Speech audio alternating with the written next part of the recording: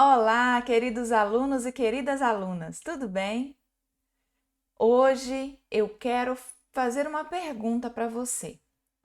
Se nós sabemos que a água ferve a 100 graus Celsius a nível do mar, ou seja, ela entra em ebulição a nível do mar, por que que uma poça d'água acaba evaporando depois de certo tempo, mesmo sem ter atingido a temperatura de 100 graus?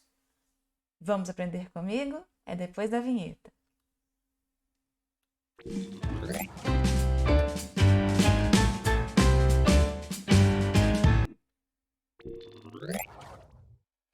Se você ainda não me conhece, eu sou a professora Valquíria Paiva, sou a professora aqui que te ensina nesse canal Química na Cuca. Te convido a me seguir nas minhas redes sociais, o Facebook Química na Cuca e o Instagram Química na Cuca Oficial. A nossa aula de hoje é sobre pressão máxima de vapor. Vamos lá? Se você ainda não for inscrito, se inscreva no meu canal para ficar por dentro de todas as informações e atividades que eu sempre estarei postando aqui para você. Lembre também de deixar o seu like e ativar o sininho para receber as notificações. A nossa aula de hoje, então, é sobre evaporação. Como eu estava comentando com vocês, já devem ter notado que a água acaba evaporando numa poça d'água, mesmo que ela não atinja a temperatura de 100 graus Celsius, né? E essa evaporação, será que ela acontece só quando a água ferve a nível do mar e a 100 graus? Eu vou te responder aqui. Em qualquer temperatura, as moléculas de qualquer líquido estão sempre em movimento constante. As moléculas vibram, as moléculas se chocam, elas se movimentam em movimentos desordenados, inclusive. Então, algumas moléculas vão ter velocidades maiores do que as outras, por isso elas vão conseguir escapar do líquido. Com isso, elas passam para a atmosfera. É assim, então, que nós explicamos o fenômeno da evaporação da água de uma poça d'água. É a mesma coisa que acontece também, por exemplo, quando as roupas estão secando no varal. Então, esse fenômeno nós podemos chamar de volatilidade. Quando um líquido é colocado em um recipiente fechado, em que inicialmente existia um vácuo, nós notamos que de início o líquido começa a evaporar rapidamente, né? Depois ele vai evaporando cada vez mais lento, mais devagar e por fim, aparentemente, ele para de evaporar. Então aqui nós temos nessa parte superior o vapor do líquido se formando e aqui embaixo o líquido, certo? Então, assim como lá no caso da poça d'água, nós vemos que as partículas que estão aqui nesse recipiente acabam escapando para a parte de cima do recipiente, ou seja, escapam do líquido para a fase de vapor. Ocorre, porém, que o recipiente está fechado. Então, essas partículas não conseguem sair daquele recipiente, ou seja, elas não têm para onde fugir. Nessa fase gasosa, as partículas vão se movimentar ainda com maior velocidade do que na fase líquida. E então, elas vão se chocando entre si e também contra as paredes do recipiente. E algumas vão acabar retornando para a fase líquida. A partir de um certo instante, o número de partículas que escapam para a fase gasosa acaba se igualando ao número de partículas que está na fase líquida, ou seja, que retornam ao líquido. Tudo se passa como se a evaporação tivesse parado. Então a gente olha e pensa, olha, eu acho que a evaporação parou, né? Mas na verdade continua acontecendo tanto a evaporação quanto a condensação. Ou seja, a evaporação no sentido do líquido para o gasoso, quanto a condensação no sentido da fase gasosa para o líquido. Então, acontece que a velocidade de evaporação do líquido acaba se igualando à velocidade de condensação dos seus vapores. E aí, nesse instante, nós dizemos que se estabeleceu um equilíbrio dinâmico entre o líquido e a fase gasosa dos seus vapores. Então, esses vapores do líquido, eles chegam na fase que nós chamamos de vapores saturados ou vapores saturantes. Então, foi alcançada, nesse caso, a pressão ou tensão máxima de vapor do líquido na temperatura da experiência. Ou seja, o que é pressão ou tensão máxima de vapor? É a pressão exercida por seus vapores, ou seja, pelos vapores saturados, quando estes estão em equilíbrio dinâmico com o líquido. É bom lembrar também que quanto maior for a pressão máxima de vapor de um líquido, maior será a tendência que ele tem de se evaporar. Ou seja, nós dizemos então que quanto maior for a pressão máxima de vapor de um líquido, o líquido será mais volátil. Então, nós teremos uma propriedade chamada de volatilidade. Aqui eu estou comparando a volatilidade do éter e da água. Nós temos um senso comum de que o éter é mais volátil do que a água. Então, vamos imaginar um experimento em que a gente coloque aqui no estado inicial a mesma quantidade de água e a mesma quantidade de éter. Então, essas duas substâncias estão num estado líquido e cada uma está num frasco fechado a vácuo que tem um manômetro, que é um aparelhinho de medir a pressão, que está representado aqui por essa bolinha amarela. As pressões aqui indicadas nesse exemplo, olha, 17,5 milímetros de mercúrio para a água e 442 milímetros de mercúrio para o éter, correspondem às pressões exercidas pelos vapores numa situação de equilíbrio entre essas duas fases, de líquido e de vapor. Então, nessa situação, essa pressão que está acontecendo na fase de vapor é o que nós chamamos de pressão máxima de vapor.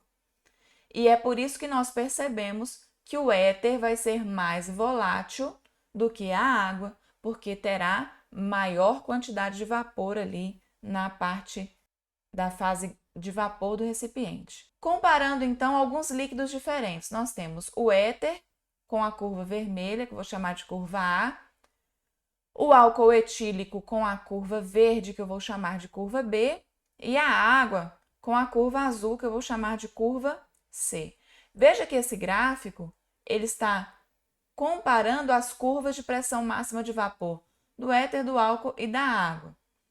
Veja que a curva do éter está acima das outras duas curvas. Então, nós percebemos que a qualquer temperatura, veja que a temperatura está aqui no eixo X, qualquer temperatura que eu estabelecer aqui, o éter estará numa pressão de vapor maior do que o do álcool e da água. Em outras palavras, significa dizer que o éter é uma substância, então, mais volátil do que o álcool e do que a água.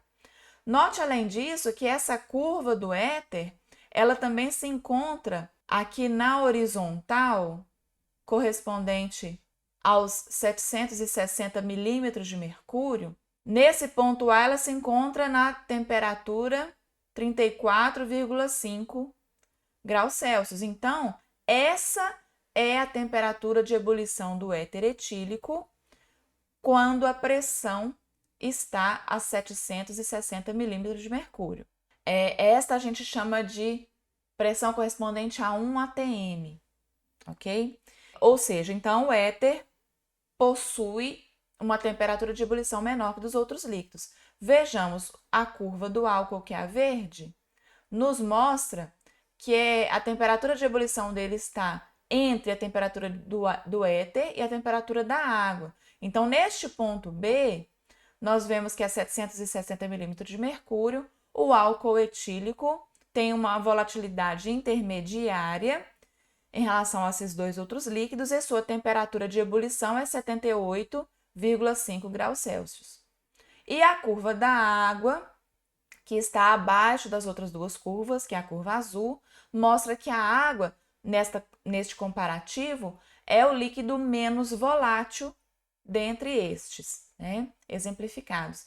E a sua temperatura de ebulição vai ser 100 graus Celsius a 760 milímetros de mercúrio, que corresponde a 1 atm. Dentre esses 3 líquidos, então, nós podemos dizer que a água é que tem a temperatura de ebulição mais elevada.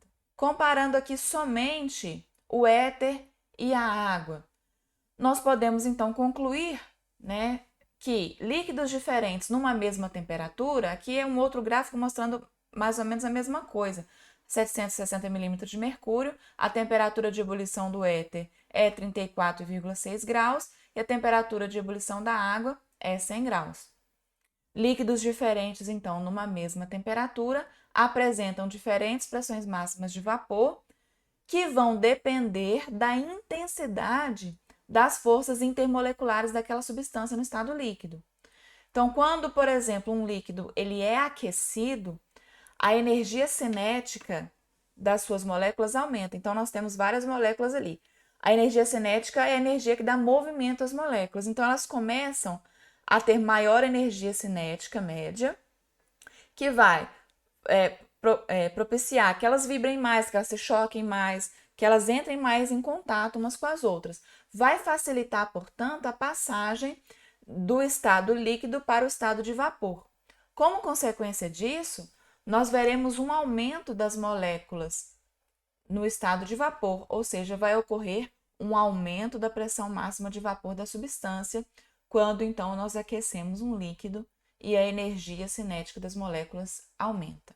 Se nós compararmos substâncias diferentes, olha só, eu estava falando de líquidos, certo? Mas aqui eu tenho 3 exemplos de sólidos que, olha que curioso, apresentam pressão máxima de vapor. Não é comum que os sólidos apresentem pressão máxima de vapor, ou seja, eles têm uma pressão máxima de vapor praticamente desprezível. No entanto, contudo, existem alguns casos de sólidos que vão sublimar, ou seja, vão passar diretamente do estado sólido para o estado gasoso, sem passar pelo estado líquido. Então, esses sólidos, que aqui estão representados como iodo, naftalina e gelo seco, são exemplos de sólidos que possuem pressão de vapor, tá? Voltando aqui ao assunto de volatilidade, pressão de vapor e temperatura de ebulição, nós podemos resumir da seguinte forma: qual é a relação? Quanto maior a pressão de vapor de uma substância, essa substância, esse líquido, será mais volátil, consequentemente, apresentará uma menor temperatura de ebulição. Em relação a isso, muita atenção. Quando nós estamos falando de líquidos muito voláteis, preste atenção porque há muitos líquidos que são também inflamáveis. O exemplo que eu dei aqui é do éter e do álcool. Não se deve, por exemplo, abrir uma garrafa de álcool para jogar esse líquido numa churrasqueira que já está acesa. Por quê? Muita gente tinha essa mania, de aumentar o fogo da churrasqueira jogando álcool líquido lá. Só que isso é muito perigoso. Por quê? Por causa da volatilidade do álcool, o fogo pode voltar até a garrafa, subindo pelo vapor do álcool. Então, e causar uma explosão. Inclusive, esse é o motivo que hoje se indica, nessa pandemia, lavar as mãos com álcool gel. Por quê? O álcool em gel, ele tem uma volatilidade diferenciada um pouco ali, e o gel acaba retendo mais os vapores do álcool. Por isso, também é muito perigoso o manuseio do éter. Antigamente, há um tempo atrás, usava-se o éter como anestésico em cirurgias.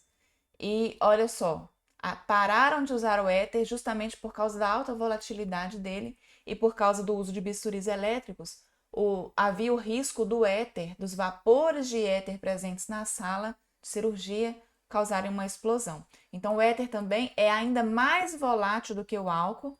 Por esse motivo, até nos laboratórios, nós temos que ter muito cuidado. E o éter comum só deve ser usado com muitíssima atenção e cuidado, por ser uma substância muito inflamável. Então, pessoal, essa foi a nossa aula de hoje. Muito obrigada por estar aqui comigo. Eu aproveito para pedir que, se você ainda não se inscreveu, se inscreva no meu canal, deixe o seu like. Se você gostou, se eu te ajudei, clique no gostei, me ajude também e deixe o seu comentário, compartilhe com os amigos. Muito obrigada por assistir essa aula e até a próxima!